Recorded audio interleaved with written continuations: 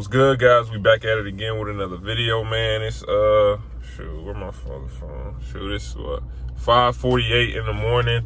I'm headed back to Georgia because of Hurricane Ian. For those of you in Florida, I hope you guys are staying safe. But I'm actually gonna be heading back to Georgia for a couple of days. So I figure, why not just give you guys like a little vlog, answer some questions. Maybe I might do a little mukbang on the way. I don't know what I'm gonna do. I just figured it'd be good, especially because this drive gonna be like 8 hours, so it'd be good to do something so I'm not bored and I can just answer you guys' questions. So I appreciate those of you who've been using my community tab. Remember, that's where I post updates on the channel, when I'm gonna post, or video for videos like this, what questions I want to answer. But I probably will start answering questions when it's not as dark outside. Like I showed you guys, it is before 6 a.m. I wanted to get a head start before this traffic get crazy.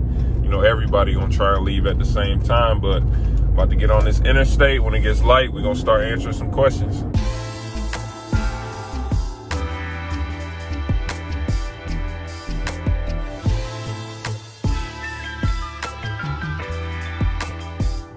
All right, guys, so we finally got some sunlight on here. I figure, why not start answering some of these questions, because I ain't gonna lie, I'm a little bit tired. I probably haven't gotten up as early as I just did since boot camp in college. I got screenshots on my phone. Like, I was setting alarms at like 4:10 a.m.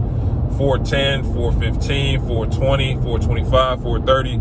If you know what I'm talking about. You got to set all them alarms to make sure you get up. But like I was saying, I figured, why not, start to answer some of these questions. First question I want to answer is, somebody asked me, how was my first varsity game? You guys remember what I've been telling y'all about how scared I was to even get on varsity? Our head coach would text me and be like, hey, B, come to varsity practice, because at the time I'm only on freshman and JV. This man would text me probably about noon. I would literally turn my phone off, and when that bell rang at 3:30, when I tell you I was running to that bus, taking off all the way to the bus, get on the bus, turn my phone on, then be like, coach, like, oh, I'm just now seeing this. So that next year, when I was actually supposed to be on varsity, keep in mind, I was still playing some JV my sophomore year, but I was still, technically on varsity. Like, I got a little bit of minutes. But that first game, bro, I'm like, at this point, when I'm 6'5", we playing, I think it was Mount Vernon, and their center was this kid named James Banks.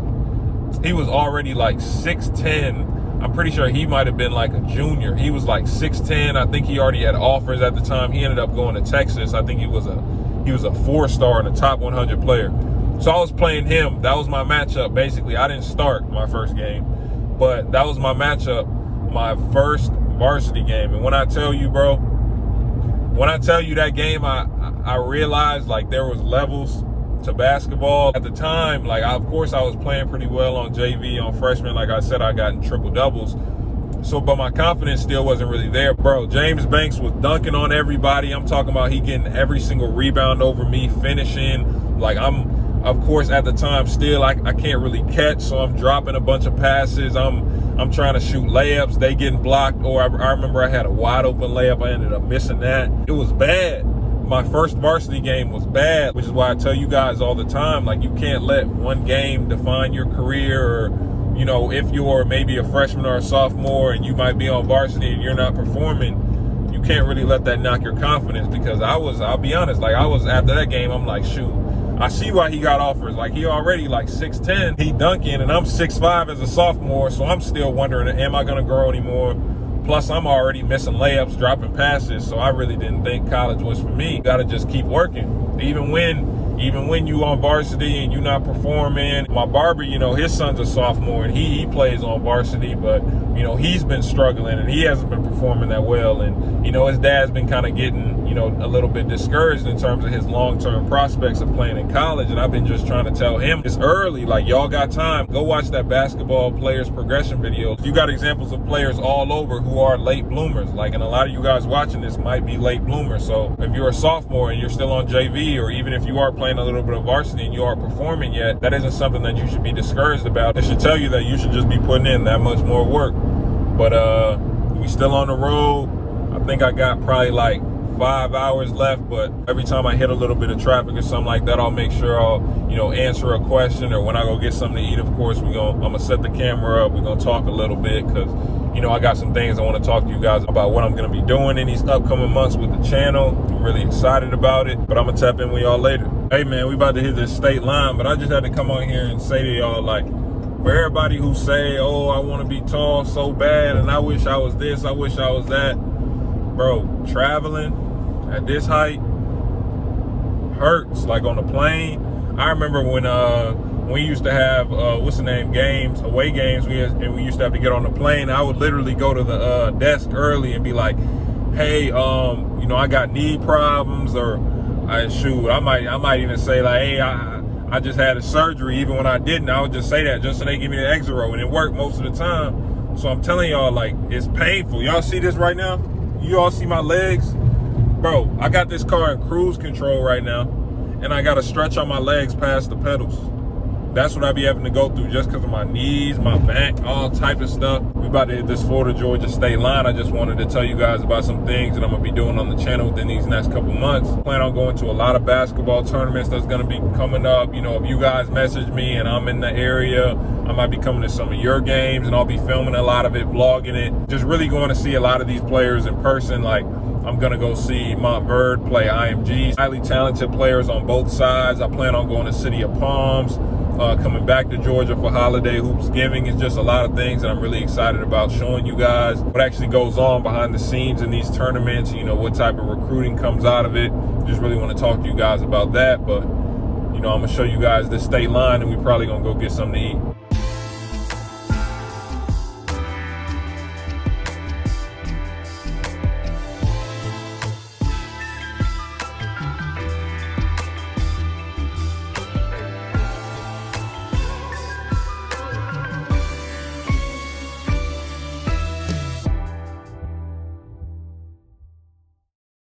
All right, y'all, so I was finally able to get something to eat, just like my EYBL vlog. I'm going to put y'all on.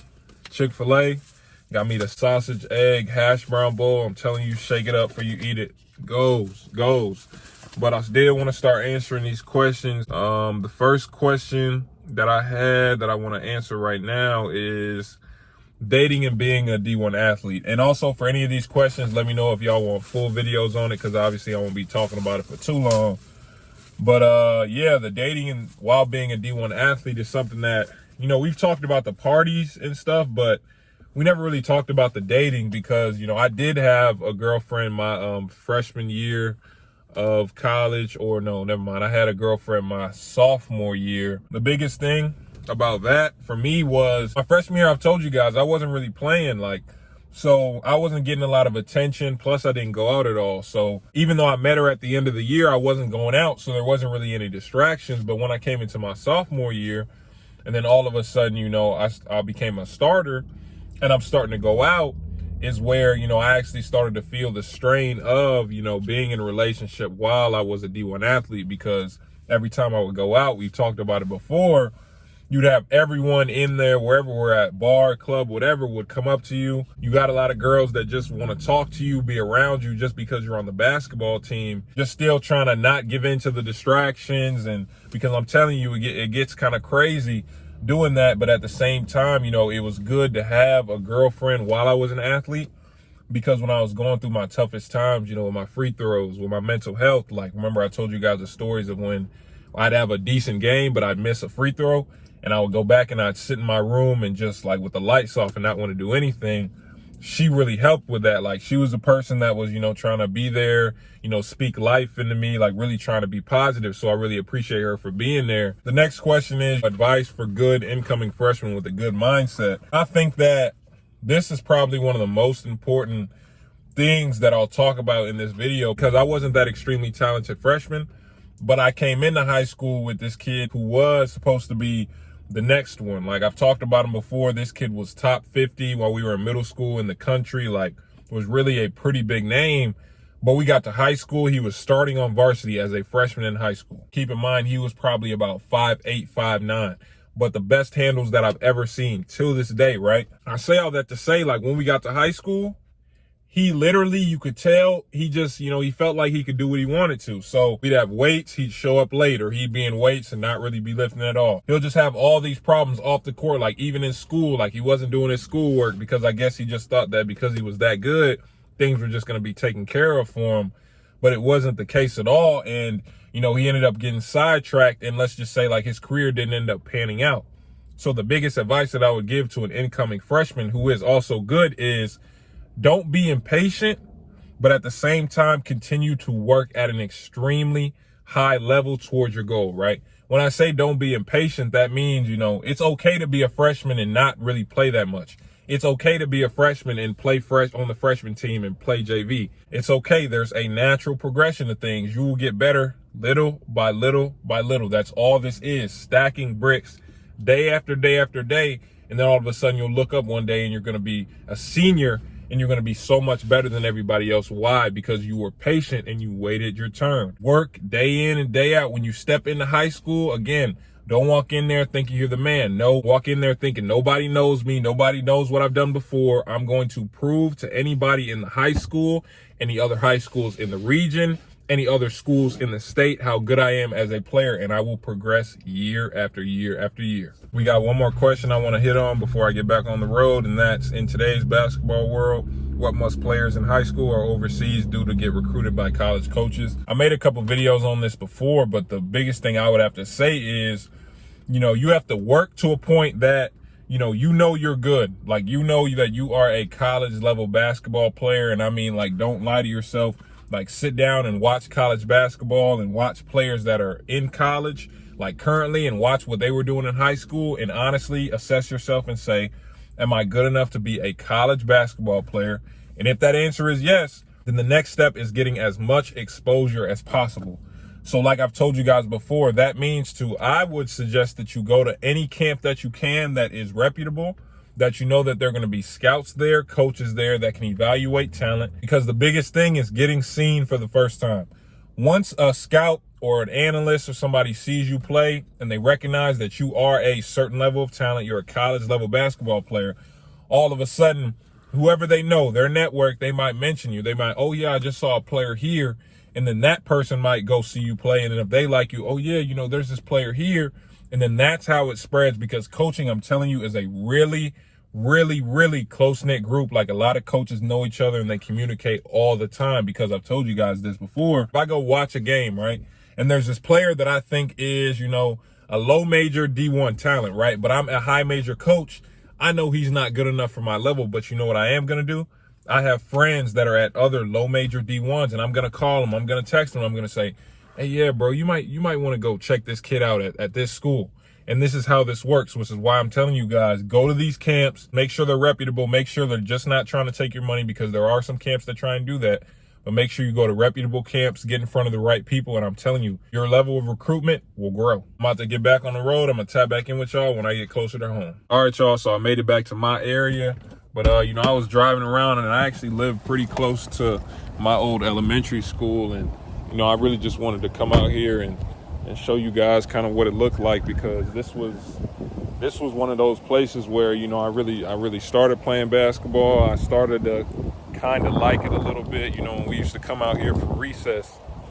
And it's kind of just crazy to just see, you know, those are the hoops. Like, I remember literally, because I was an after school program, I remember staying late till my parents couldn't pick me up till maybe like 5 or 6. And I used to just be out here trying to shoot from half court over and over and over again, like trying to dunk on these hoops over and over and over again. Being out here is kind of just speaking to me, because it's kind of crazy. Just, this is where I came from. So to all of you, like, you see this court, you see what type of court it is, double rims, chains, you know what I'm saying? Like, this is almost pretty much where it started for me. So for all of you guys, I get a lot of comments saying, man, I don't have a gym, and I don't have all these facilities, and I don't have a gun to shoot on and anything.